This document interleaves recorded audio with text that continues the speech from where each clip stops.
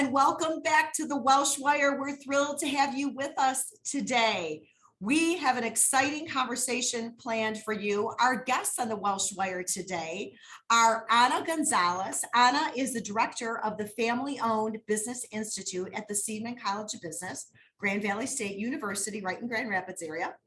And Chandresh Baid, he's assistant professor of management at the Seidman College of Business, also at GVSU. We are thrilled to have them as our guests today as we co-produce this podcast with the Family Business Alliance in Grand Rapids. Ana and Chandresh, welcome to the Welsh Wire. Thank you very much, Sheri. Thank you for having us. We are excited to hear some of your insights about your recently released report titled The Regenerative Power of American Family Businesses. Now, if you are a family business, lean in close because this is all about you. If you are not a family business, lean in closer because you're going to learn some really great stuff. This report is packed with interesting and insightful data about family businesses in the season that we're in right now, which I guess we kind of describe as the post-pandemic season. Ana, tell us a little bit about your report, the data you gathered, who helped you in this process. Absolutely, Sheri. So the data we collected is based on a survey that was designed by the STEP Project Global Consortium. And this is a global network, research network of family business scholars that want to know and learn more for and about family businesses. We're part of it as Grand Valley State University is part of this network. Wonderful, wonderful. And I understand that many of the businesses that you surveyed and talked to for the data that goes into this report were actually West Michigan businesses, a great majority. Absolutely. So we only have a couple of affiliates in the United States, and I know that Seidman, through the Family Business Alliance, were the ones kind of leading the collection. So most of the data that you see there on the report is based on West Michigan.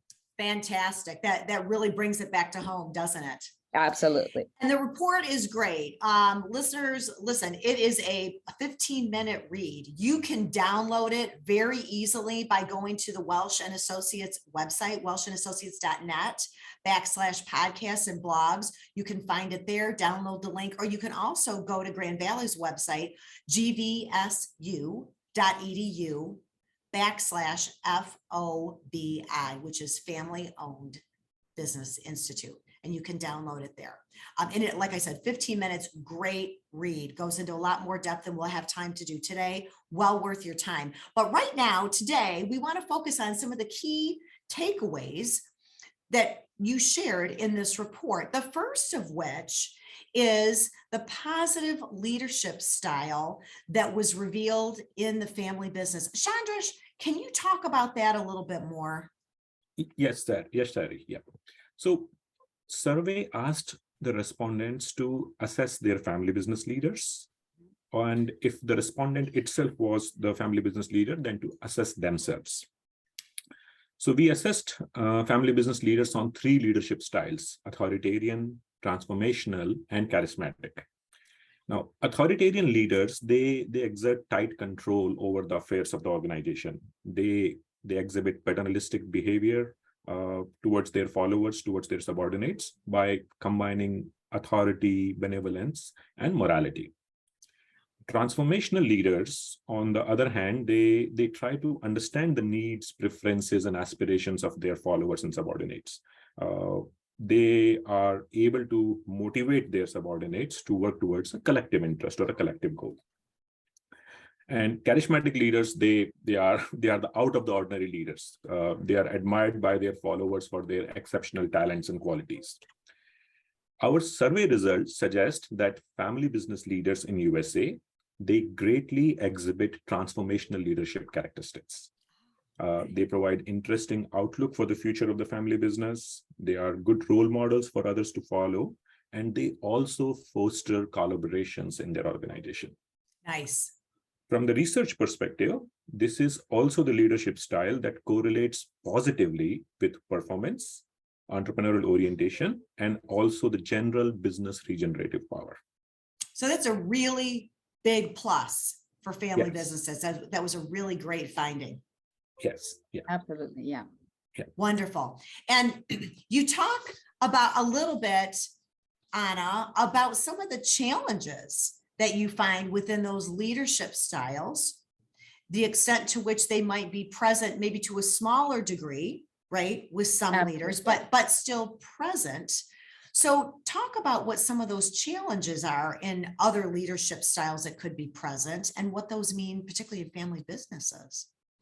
Yeah, so as Chandresh mentioned, even though family business leaders on the survey reflect or show behaviors of leaders that inspire their followers to go beyond, what the job description says, and that's very positive. They also showed they tend to lean towards a bit of paternalistic behaviors.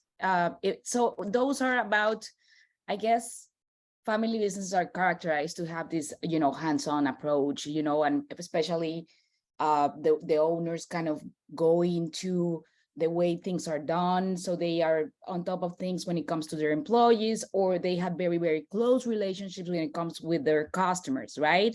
The thing with this is that as customers grow or business grow, this approach, even though it's very positive, I mean, because people feel like they are closer to the big boss, it cannot be sustainable, because you're going to bring more employees, you're going to have more customers, so you cannot deliver the same thing. So this paternalistic approach needs to be revisited. Not that it is wrong, but they should open the door so that employees and other people get some training or are ready for decision making, to treat their customers directly as good as they do.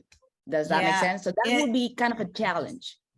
Yeah, it definitely does. And I wonder, I don't know if your research went this deep, but I can see that paternalistic behavior and leadership style being present perhaps more in first gen business leaders, right? The ones who were entrepreneurial, started the company, it's kind of their baby. You might be talking to one right now.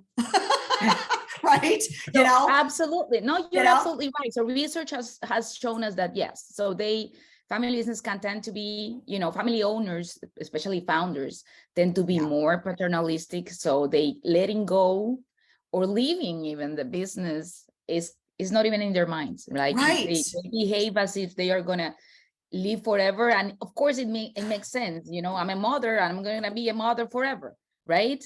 But in the end, and that's very positive in some aspects, and the next generation knows this, but they also want to be in charge. So this is something that founders or family business leaders who have been having their long tenures need to think about these things. 100%. Yeah. And it sounds like, to bounce back to what Chandresh shared too, that transformational leadership was really the majority of what you found, so that many founders have already recognized the need to move from paternalistic into more transformational styles, and or family businesses that are being run by next gen or second gen or third gen have already maybe made that segue successfully into that transformational style. That's kind of cool. Yeah, absolutely. I agree with you. So thanks for sharing some of those traps too, and what, really as a family business leader, you need to look out for in your leadership style. Chandresh, can we go back and talk a little bit more about your findings around innovation? Because there were some interesting things there too. You indicated in your findings that family businesses are more incremental innovators than they are radical innovators. What does that mean? Tell us about that and how that affects the family business. Yes, yeah, that's an interesting insight we got. So what is radical innovation? Radical innovation or disruptive innovation is about bringing new products and new services into the market, reshaping the market. These kind of innovations, they make the existing products and services obsolete. For example, what the streaming service from Netflix did to DVDs from Blockbuster. There are no longer DVDs nowadays. Great example. On the other hand, incremental innovation is about making small improvements to existing products and continue to compete in the current market. A great example for that would be how Apple and Samsung battle out every year for their launch of the next version of the iPhone and Galaxy phone. So now let's take these two ideas and combine them with what we got from the data. Mhm. So I'll talk about two specific responses from the survey. 74% of the respondents said that their leaders favor a strong emphasis on R&D, technological leadership, and innovation. However, only 42% of the respondents agreed that the changes in products or service lines have usually been quite dramatic. So if I combine these two together, if I combine these two responses together, then what I believe is that family businesses, they emphasize innovation, but they tend to emphasize incremental over radical innovation. Yes, I see that. I see that. Do you have a sense for why that is? Yeah, like if you go towards radical innovation, now we are delving into the realms of risk and risk-taking abilities. So it has to actually move towards the understanding their risk profile, their risk preferences, and other aspects of investments in R&D and innovation. Okay. And, I wonder too, tell me if you think this is part of it as well. I don't know if you went to this level, but typically family businesses are not as large. They don't have the budgets and the size that, let's be honest, publicly traded companies, Fortune 500 companies have, right? I don't think there are too many Fortune 500 family-owned companies today in the United States. So that also, I would assume to some extent, limits their ability to really do far-reaching, deep-reaching R&D. Is that fair to say, or? Agreed. So I think that's the bottom line, that resource constraint is always a challenge. Yeah. Family businesses are more resource constrained than these big Fortune 500 companies. So if you have resource availability, definitely you can actually take more risks. Your ability to take risky projects upfront is going to be more if you know that you have a backing of financial resources or human resources or any other kind of organizational resources. So it always play there. But along with that availability or lack of availability of resources, it's the mindset of the leaders and their vision towards the company also plays into a role. Yeah. So in general, you're saying too, family businesses just tend to be more risk averse. That's what you noted. That's what the research suggests. Yes, that's what the data is talking about. Yes. Yeah. So what's the best way, do you think, for businesses to avoid that trap? And still be innovators. Maybe it's not possible to be those bleeding edge radical innovators, but how do they continue to foster innovation in a healthy way, Chandresh?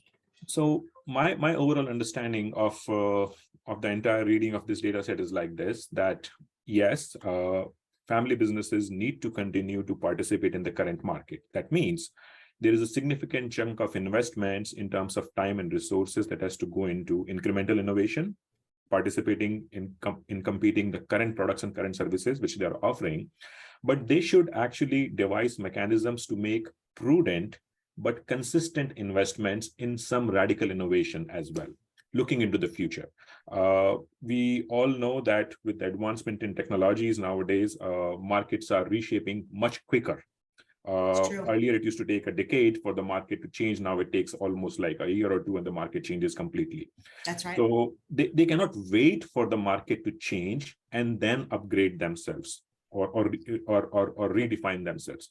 They have to start looking into the future markets, the possible future markets, and start making small investments now so that when the market changes, they are not caught behind. They are ready to move on to the newer markets along with the entire competition set. I love that. That is fantastic advice. And I'd like to just add one more thing regarding innovation. It's not that they cannot innovate or they are not successful innovating. It's just that, it seems like our research has found that it's when things are very, very difficult that family businesses thrive at innovating, right? So the thing here is that they can do it, they can change, they can adapt, and it can be done quickly, because when you have things like the pandemic, for instance, they are able to thrive and innovate and change, right? Decision making can be very fast, as opposed to those large corporations. So the thing is, as Chandra said, this is a need, and you have to kind of keep it going so that they understand that, I mean, you should, you can, you've shown it.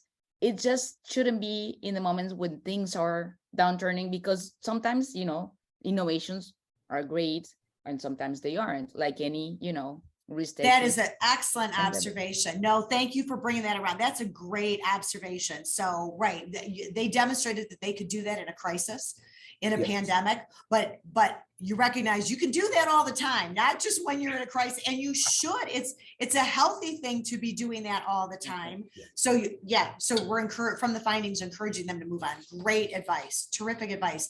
Lastly, Ana, you mentioned a little bit in the report about the strong socio-emotional wealth that's prevalent in family businesses. Tell us more about what that means, and really what it means for the future too of family businesses. Of course, Sheri. So socio-emotional wealth, it sounds very complex, but it really is not, and it will make sense as soon as I explain it. This is a concept that was defined for the first time, brought to the family business field in 2007 by Luis Gomez Mejia. And what it means, is that it explains or deals with the emotional endowments that the owning family has vested in the business, right? And if we connect to the conversation that we had before, sometimes when you are too emotionally involved, your decision making can be affected, by those emotions, instead of, what other leaders could, non-family business leader could, take into account when they make decisions, right? So we study socio-emotional wealth because it could be something that on one side really, really pushes the family business to take risk, like we mentioned before. So maybe when things are going down, they go, let's give it all to this change, and let's change things up, adapt, and do something different, because we cannot let our legacy, this thing that we love so much, fail during a crisis. Right. But on the other side, and it touches with also what Chandresh mentioned about risk taking aversion, they say, well, maybe we shouldn't. So that's why they don't, financing is not so much, that it's not something that they do. So they don't like that. They don't want to take risks because they don't want to lose, control of the company. They may need money to grow because there are resources constraints. And because they don't want to lose that control, they may be prevented to kind of invest and change. Does that right? Which ironically, that very behavior makes them more prone to maybe not so bright a future, right? Exactly. That in itself is risky, because you're putting the company's future at risk if you don't innovate. Exactly. And change, which is kind of frightening also. Yeah. So you're calling out really some minefields, in that, right, for family businesses to really watch for, sort of maybe an overinvestment in socio-emotional wealth to the detriment of change and innovation, taking the company forward. Is that fair to say? It is absolutely fair to say. And the other thing is that in this survey, we found they score very high on socio-emotional wealth on almost all the dimensions that they measure, regarding ownership and control, identification of family members with the family business, and, how much they feel, connected to it as well. Yes. So in general, they score very high on socio-emotional wealth, except maybe how much emotions are taken into account when making decisions. That was the only question that scored not that high, still kind of over 50%. Okay. So- Yeah. So interesting. And, just to anecdotally add some things, from my perspective, because I am also a family business owner, right? And I'm the founder and the entrepreneur of the first generation. So I think it's fair for me to say this. I mean, it is really hard sometimes to let go.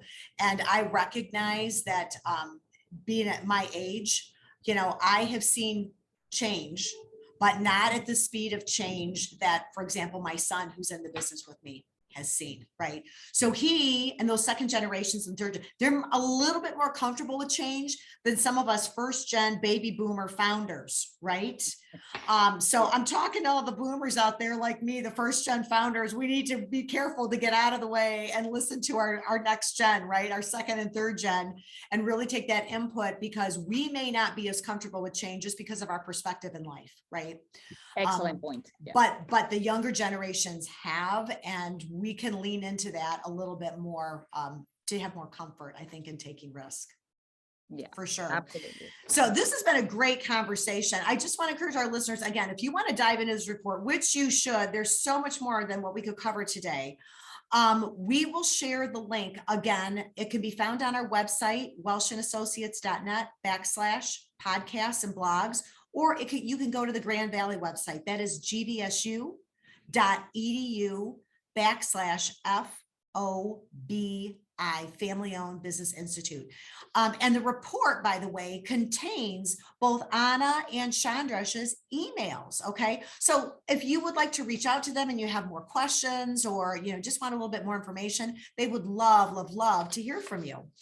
Lastly, before we close today, I want to make sure that we extend a special invitation to all of you about a program that both Ana and Chandresh are hosting at Grand Valley State University, March 16th, 2023. It's called Sustainable Innovations in Family Business: Challenges, Opportunities, and Possibilities. It sounds like it's going to be a power-packed day. You can register for that event by going on to Grand Valley's website, gvsu.edu. Go to the Family Owned Business Institute, FOBI /events. You can read all about it, register there, and just really encourage you to check that out, because if you are a family owned business, this is a place you want to be for additional information on how to be the very best you can be.